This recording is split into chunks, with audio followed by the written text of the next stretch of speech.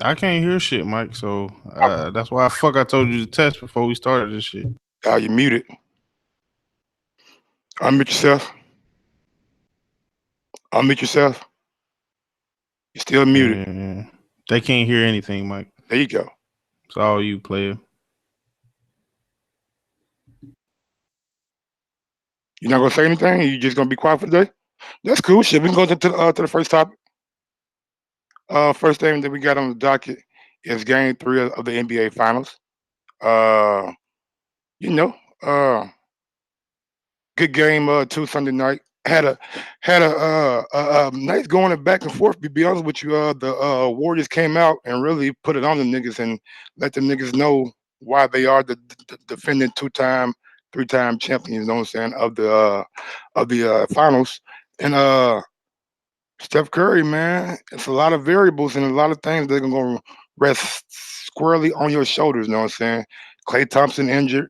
DeMarcus Cousins is not as in shape as we would like him to be. Also, we have Kevin Durant. We really don't know the timetable and extent to his injury, so we don't know who all is going to be playing tomorrow night. So that means Steph Curry has a lot resting on your shoulders. A lot really going to be come. It's going to be coming down to like who wants it the most. I mean, Toronto's going back to California. We're going to see how that West Coast trip is going to affect those guys because NBA Finals, even though they give you a day in between, you know what I'm saying, games more than the regular schedule, it's still travel is taxing, man. I've been traveling a lot the past couple of months, and traveling is definitely a taxing thing for everybody. So I can only imagine the pressure of being a NBA player. And then you guys are going back to Oracle.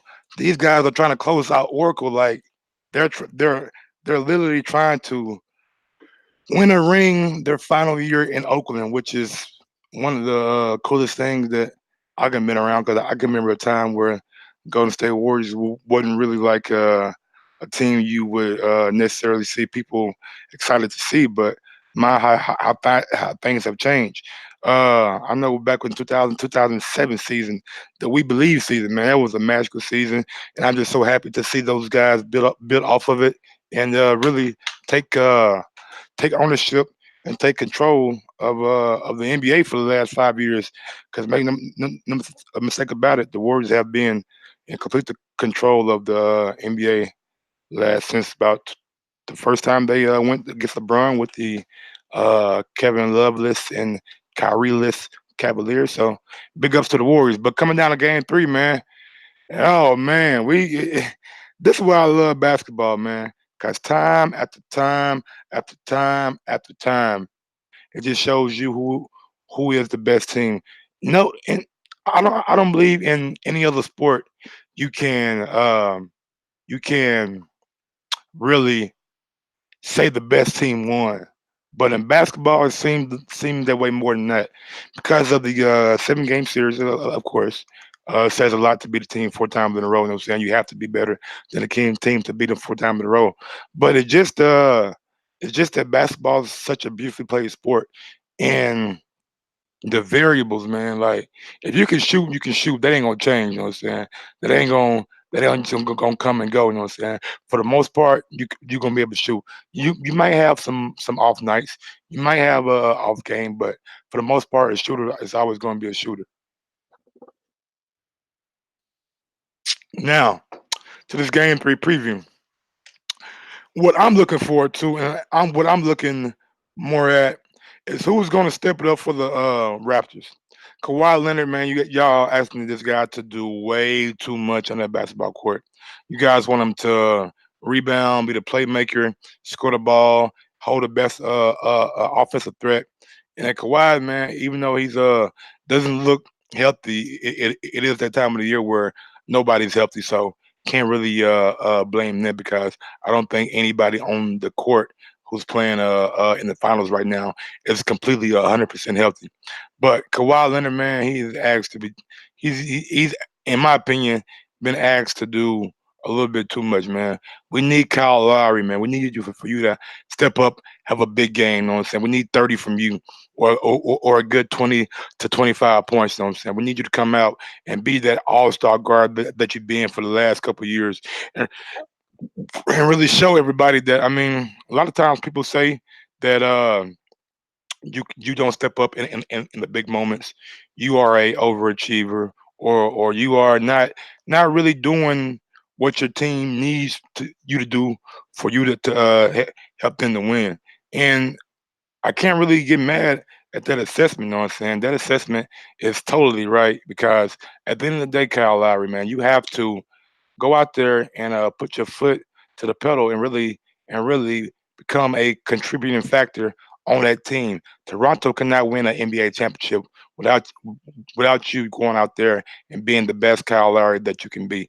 Um, Siakam, I need you to have more 12 points this game. Last last game you went 14 for 17 or some crazy number like that, and now you came back with a dub at home. So it's going to even be more imperative that you have a big game this next game around. And really, really, really, really, really, Danny Green. Danny Green, can we get Danny Green to hit a shot? God damn, Danny. Motherfuckers pass you the ball for no reason. Even though you hit a late three last game, it was in my opinion, it was too little, too late.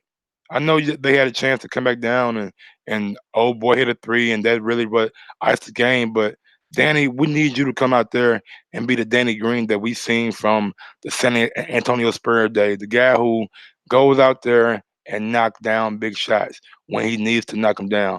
Danny, man, gonna have a big game. Gonna have to have a big game. Serge Ibaka, Marcus Gasol. I need more points for you guys. More points, more rebounds. Just more of a defensive pressure out there on the court. You let Demarcus Cousins come back and really dictate the inside tempo. I don't want to say he just dictated the tempo, but he did dictate what the big men were doing on the inside.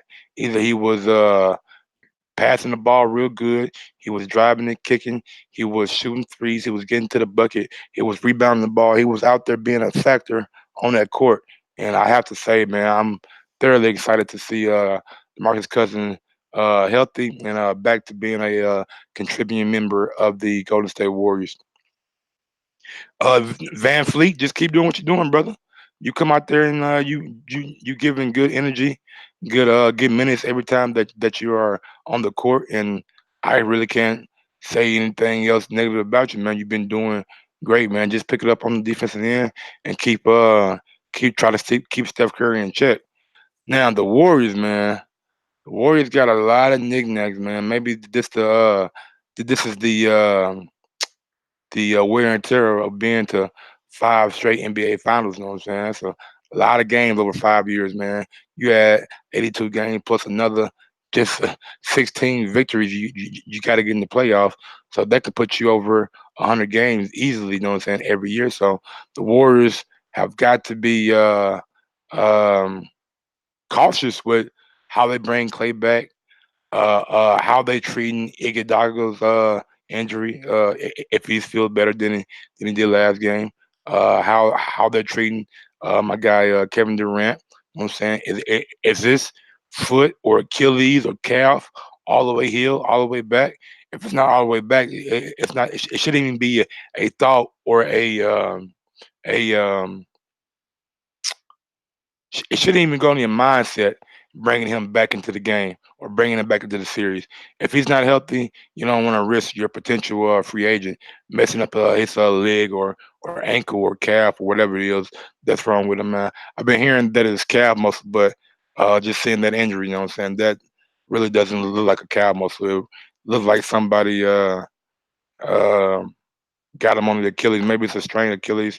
Maybe it's just something that is not ruptured or anything like that. So, but for the Warriors, man, with all that being said, looking at Klay Thompson, he injured, he out of there. He shouldn't be playing game three. Kevin Durant should be playing game three. Right now, you got it 1-1. You can risk falling back a game. You just won a game on their home court, so you stole one game. You already stole one game. Only thing you got to do is win two more games on your home court, and you can push it to 3 games. So with that being said, you don't play Kevin Durant. You don't play Clay Thompson. What you do is you go out there with Iggy, with Steph, and with DeMarcus Cousins, and you make those guys play some of the best basketball that they can possibly play. You tell these bench guys, these guys coming off the bench on the court that it's time for them to step up. It's time for them to. It's talking. It just keeps them honest and keeps them ready to play. So I really thoroughly is gonna enjoy this next game, and um I really feel like the Warriors, despite all their injuries and despite all their faults and things like that, they have a good chance of winning this next game. They have a damn good chance of pulling that upset because one thing about Oracle that I noticed over the years, man, the fan crowd, the noise in that building is simply amazing, and I wouldn't want to change that for anything. I think Oracle is one of the best places you can play in the NBA, and I feel like I really feel like that that place is awesome, and I can't really be mad or upset about it, man. Home court advantage is home court advantage when your fans and people in the stands act great, and the people in Oracle do it. I want to see how they come out the first 10, 15 minutes of the game, and see how they push the pace, and see how they get Clay. I mean, not Clay, but Steph easy shots. Because in my opinion, I don't expect Clay to play, but if he does, man, Clay showed us time at the time he's a warrior and he'll play through damn near anything. So I can't imagine Clay not playing. But at the end of the day, man, you're down. You're not down at all. So it's 1-1. So you got to go out there and make sure that Clay has the ability to be healthy for the rest of the series and not just for one game. But I really think tomorrow night we might see how good Steph Curry really is. And the reason I say that is looking at Steph Curry, he won't have the backup of Kevin Durant. He won't have that backup of Clay Thompson. Draymond Green will still be out there showing enough, but when that focus of the scoring pressure is squarely on your shoulders, and we need you like OKC need Paul George, OKC need Russell Durant. We need you like Houston needs James Harden. We need you like Boston needs Kyrie in crunch time. What are you gonna do? Are you gonna step up and show out? Or is the moment gonna be too big for you? Is the moment gonna get to you and make you do things that you wouldn't necessarily do, or make you take shots that you wouldn't necessarily take, or will you rise to the occasion? I mean, two-time MVP, probably one of the best shooters I ever seen in my life. I mean that with everything in me. One of the best shooters that I have ever seen in my life.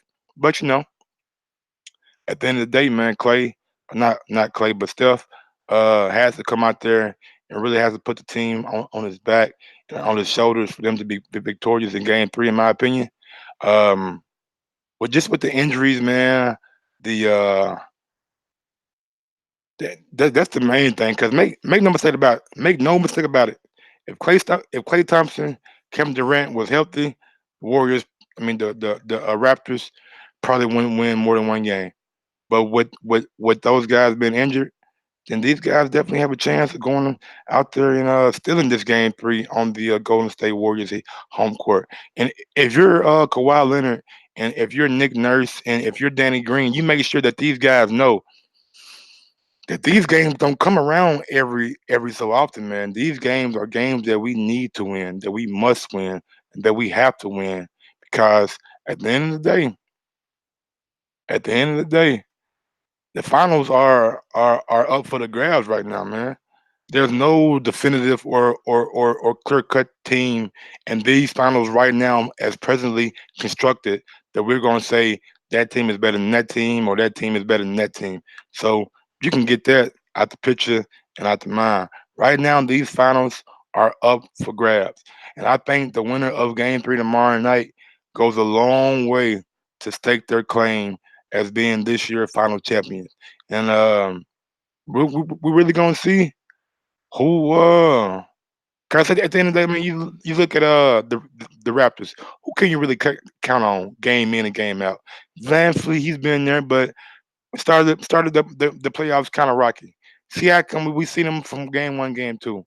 Kyle Lowry, up and down, up and down.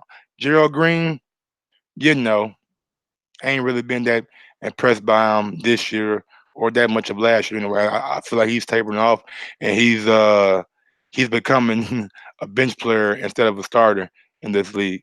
So Marc Gasol have a good game for you every once in a while. Serge Ibaka definitely can be a threat, but it's not that consistent threat.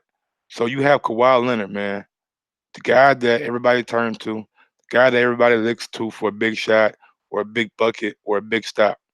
That's who tomorrow night this game show is going to be on. Kawhi Leonard for the Raptors and Steph Curry for the Golden State Warriors.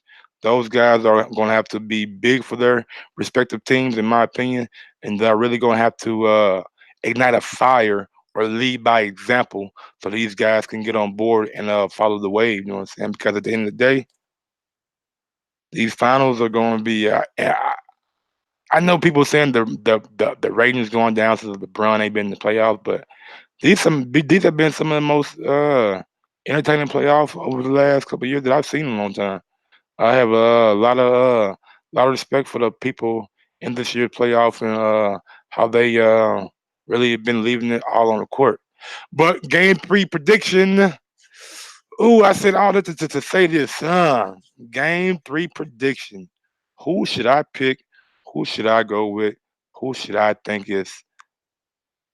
You know what? Due to all the injuries and all the factors that I brought up, I would say that the Toronto Raptors should be victorious against the Golden State Warriors tomorrow night. I do think the Toronto Raptors will be able to pull it off and go into I believe Friday or Saturday's game with a 3-1 lead. Well, 2-1 lead over the Golden State Warriors. So yep, that's my prediction. No co-host tonight, just me. So you guys will be running with my prediction tonight. Moving on to the second topic. We only have three tonight. You know what I'm saying? It's been a long day for your boy. Your boy been busy out here in these streets. You know what I'm saying? Out here trying to make this podcast better, man. Up late nights. You know what I'm saying? Learning different techniques and different things about just how the whole channel works. You know what I'm saying? Try to become a better producer. Just try to just be a better all around. So, um, and one thing that I wanted to do tonight, but wasn't had a chance to do was try to do that dual screen. But we'll get there and we'll get into it and we'll have this podcast looking better and more presentable to everybody out there in the universe. But topic two, man, Jay Z, the mogul, hip hop legend, title owner, billionaire now. Jay Z is now officially a billionaire. Oh man, it's like one of the best things, in my opinion, that could have happened uh, for like just the hip hop community as a whole, and just um, just as a whole thing as a whole, man. Like we need this for hip hop. Like we need this for the community and for the youth. And he's definitely going to inspire a lot of people, um, a lot of people out here. Why being a billionaire? Because at the end of the day, man, his breakdown and his catalog of music, business, investments, startup. You know what I'm saying? It's just inspiring, man. Real estate. I even heard today that he has art and stuff, so that's even more better. You know what I'm saying? So can't get mad at that. And yeah, being a billionaire, man, like it's amazing, bro. Like, dude started in Marcy Projects, Brooklyn, New York. You know what I'm saying? From the bottom, bro. Motherfucking had roaches in his house. You know what I'm saying? Like, these are like true stories that people can't even fathom or imagine because it's just unthinkable that a guy who is used to having just used to having nothing at the end of the day, nothing, can now say I'm a billionaire. I'm a self-made billionaire. Nothing was given to me. Wasn't nothing inherent. Wasn't nothing passed down. Wasn't nothing signed over. I didn't get shit in no fucking divorce a decree. And it's just, and I'm not talking about my wife's money. I'm talking about the money that I bring in on my own, from title, from my music, from my investments, from the investment that I made in Uber a long time ago. Now it's worth 70 million. So it just goes to show you, man, with hard work, dedication, and a plan of action, ain't shit you can't do in this life. You know what I'm saying? You might start off, you know what I'm saying, bumpy. You might start off, you know what I'm saying, not how you want it to do. But once you get in that groove and you figure out what you want to do in this life and how you want to do it and how you want to attack it, can't shit in this world stop you, man. And I'm just happy that Jay-Z has put his name up there uh, as one of the black billionaires in America. It's really a good thing to see, and just all the work that Jay Z does, man. I know one year that said he paid for some people's legal fees. You know what I'm saying? He paid for Meek Mill's legal fees. He's very charitable. He's very giving. You know what I'm saying? He just believes that man. I don't think I've heard too many people just say something very negative about Ho. I know Nas did when they had their whole beef and shit like that, and Cameron did, but all that is like well, not the Nas thing, but the Cameron and Beanie and Dame Dash. Those are all like beef with your brothers, and sooner or later those things will get hashed out. But as far as like business wise, like Jay Z got to be one of the smartest guys out there, man, in the hip hop game. He didn't just depend on money or I mean just didn't depend on music to make him rich. He opened up his doors to different avenues, from liquor to a streaming service to investments that just made him a nice portfolio and a businessman. You know what I'm saying? That's just inspiring, man. Like at the end of the day, I mean, I can't say anything else about, but that I'm inspired that to see somebody who looks like me from similar backgrounds that I'm from, similar impoverished environments, like so many of us are from, has the ability to change his life and change his kids' life for many generations to come. And just can't say enough good about that about him. And I'm just excited to see what the next chapter brings for Mr. Carter. And big ups to everybody out there doing big things with investments and making their empire grow. Nas, you know what I'm saying? Nas had a thing with Bevel. He sold some like Nas over the past year and a half. I believe Nas have like got some of the biggest checks cut to him than anybody in hip hop. I mean, it's a lot of business ventures that Nas was involved with that he got a lot of money from, and can't be too mad at that. Moving right along, what's next on the docket?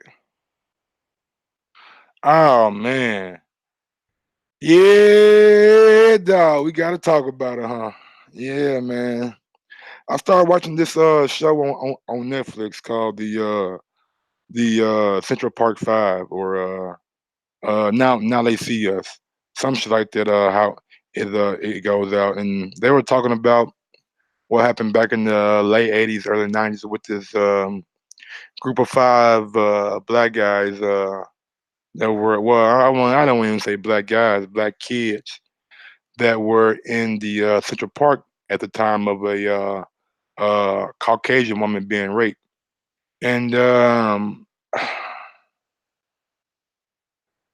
the first episode is just one of those episodes where if you ain't ready to be mad, if you ain't ready to be upset, if you ain't ready to be pissed off, don't pop that bad boy on. Don't watch it because you real as a I mean color, a person of color, a black man. I was very, very, very, very, very pissed off watching that documentary. And at the end of the day, I just don't think that it's uh it's fair how they did those kids back then, man. If you watch the fucking If you just go back in, and I advise everybody, if you listen to my voice right now, go ahead and smash that thumbs up button. It helps with this visibility show. And if you have not already subscribed to the channel, go ahead to tell a friend, tell a friend about us. Like, subscribe, and hit that notification bell so you can get notified every time we go live. So subscribe to the channel. It helps out a whole lot. Now back to what I was saying about this whole Central Park Five thing and this Now You See Us thing.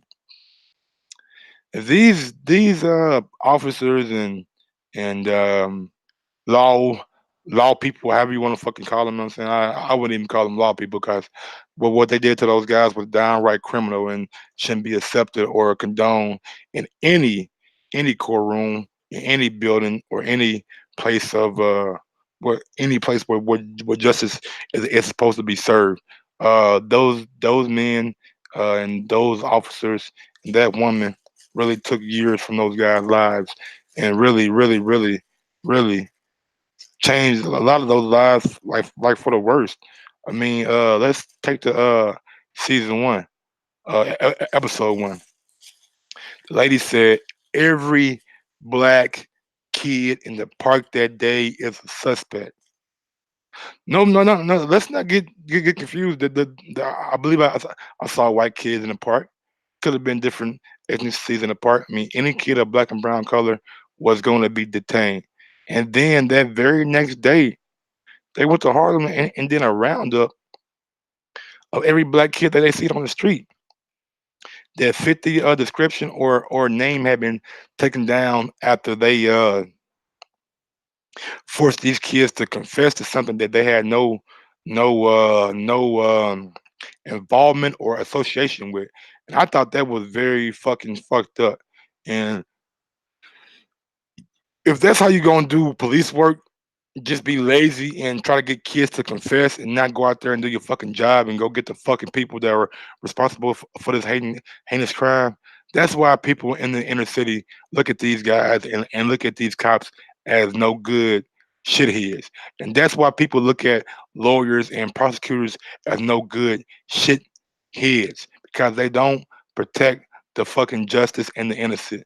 There was a fucking part in the episode two where she told the woman categorically that the semen that was found on the park and well found by the body in the park of the lady who had been raped does not match any semen from those five guys. Not one trace matches that semen from any of those five. DNA don't match. Their clothes and their clothes aren't torn. Their clothes aren't dirty. There's no blood on them from the victim, and the victim was bleeding profusely. I don't give a fuck if you're bleeding from your head or not. There will be blood on a person if she's struggling or if she's fighting back like they claim that she was. So for them to say that that shit was them, and for them to take those kids through that. I haven't finished the whole show yet. I believe I got one episode left, but just seeing those guys transform into their new lives and how everybody still looks at them with a disgust. It's just really, really, really sad, man. And I just can't, man.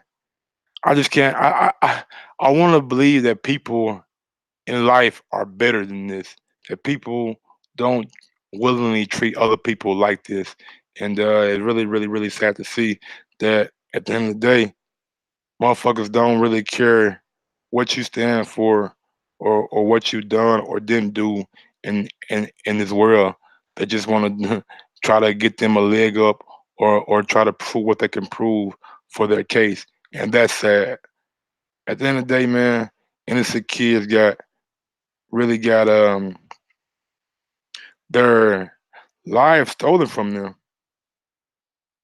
Really got their lives stolen from them, man. And it's one of the worst things that I've seen in a long time. Uh, and it's just so heartbreaking, man. That like, man, growing up in the inner city, um, it's just so heartbreaking that you don't have the outlet. You know what I'm saying? Like you don't have the necessary resources to properly defend yourself like other people do. And man, these just crazy, man. I just can't stress enough how people say it's cool and we overreact to police and the injustice that happened in the injustice system. But as you can see, we are not overreacting, man. This shit is real life every day in and day out. And at the end of the day, man, we just gonna have to improve our communities, start policing ourselves, and just do what's better for us because they evidently ain't got a care or a fuck in the world about us or what we do. But moving on to the very last topic on the docket, will be what I'm saying, my baddie of the night. You know what I'm saying? I call her Roe Evitt, only one. Roe Yvette, only one. You know what I'm saying? And she is a whew, and she come from all the way from, you know what I'm saying, somewhere that I'm familiar with, somewhere that I like to visit every now and again. Memphis, Tennessee, you know what I'm saying? Shout out to everybody out there in Memphis, Tennessee, you know what I'm saying? Right now, I mean, I'm not gonna sit here and say she's just a overly bad woman, but she is definitely a good looking, beautiful woman that has nice curves, nice face, nice beauty, and really, really looks like she's taking her body back, man. She's trying to get in great shape, and you know what I'm saying? It's not about, in my opinion, like it's not about having that IG model that has all the plastic surgery and all that shit done to her, but about somebody who's working hard on themselves and just showing it. You know what I'm saying? And who ain't scared to show the little flaws that they have or the little thing that they could be working on. But her name is Ro underscore Evette E. That's spelled EVETTE only one. That's RO underscore EVETTE only one. The number one, not the letter. And I'm telling you, man, she is a nice looking young lady out of Memphis, Tennessee. So big ups to her, you know what I'm saying? Thank you for gracing my IG screen. But yeah, man, she's definitely a good looking woman. So for all y'all who don't know her, that know her now, give her a follow, give her a like on IG, and just let her know who sent you in her direction.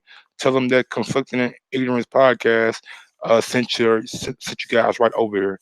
So but yeah, man, that's pretty much it for tonight's show. You know what I'm saying? Great night, great content. You know what I'm saying? Tomorrow night we'll be back for another show. We'll be doing a live game chat. If I gotta be here by myself again tomorrow night, it's nothing. I will be by myself tomorrow on the Boxing Voice. So whenever you get a chance, go over to the Boxing Voice and subscribe. You check me there every Monday through Friday, every morning at 9 o'clock. Thursday and Sunday at 7 o'clock p.m., including the morning show also. So I'll be here tomorrow night. I'll be here tomorrow morning. I'll be here all night, every night, man. It's about consistency and it's about working hard and knowing what you want to work for. Until next time, follow me on IG at Gross1911 or on Twitter at Gross2312. And yeah, peace out. Yes, sir.